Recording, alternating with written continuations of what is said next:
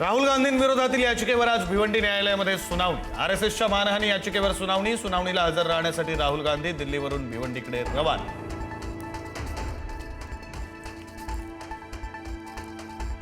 राज्याचं अर्थसंकल्पीय अधिवेशनही विरोधी पक्षनेत्याविनाच होण्याची शक्यता। विधानसभेनंतर आता विधान परिषदेतील विरोधी पक्षनेतेपदही रिक्त।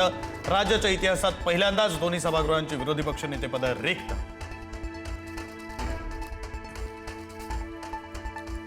राज्यसभेमध्ये 6 जागांवर महायुतीचा विजय पक्का। मुख्यमंत्री देवेंद्र फडणवीसांचा ठाम विश्वास, फक्त 1 जागा विरोधकांकडे जाणार असल्याचं वक्तव्य। छगन भुजबळांना राज्यसभेवर पाठवण्याचं अजितदादांनी ठरवलं होतं। अंतर्गत चर्चेवेळी राज्यसभेसाठी सुचवलं होतं भुजबळांचं नाव। खासदार अमोल कोल्हेंची प्रतिक्रिया। आमदार रोहित पवारांची आज दिल्लीमध्ये पत्रकार परिषद। अजित पवारांच्या अपघाताची सत्यता बाहेर आणण्यासाठी रोहित पवारांचा लढा। आज पत्रकार परिषदेत काय बोलणार याकडे लक्ष।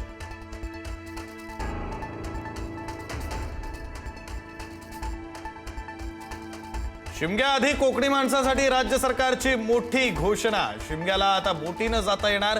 1 मार्च पासून समुद्री मार्गे तळ कोकणात जाता येणार।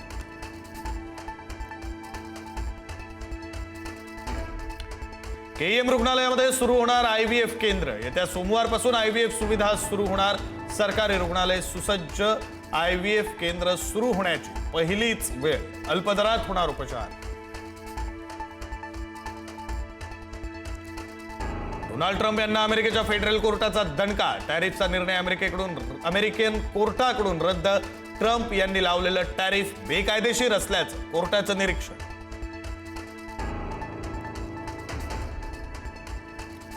10वीच्या पहिल्या पेपरला राज्यात 11 कॉपी प्रकरण। पुणे, नागपूर वगळता अन्य विभागात कॉपी 0। 12वीच्या पेपरला कोणताही गैरप्रकार नाही।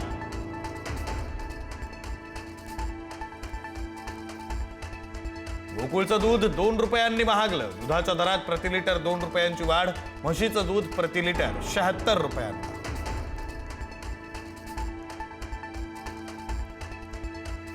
विरार पूर्व पश्चिमेला जोडणाऱ्या उड्डाणपुलावर दुचाकीनं घेतला पेट। रात्री 10 वाजताच्या सुमारास घडली घटना।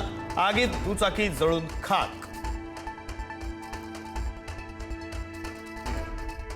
नवी मुंबईमध्ये प्रदूषणाचा विळखा वाढला। सकाळी AQI 273 तर संध्याकाळी AQI 189 वर।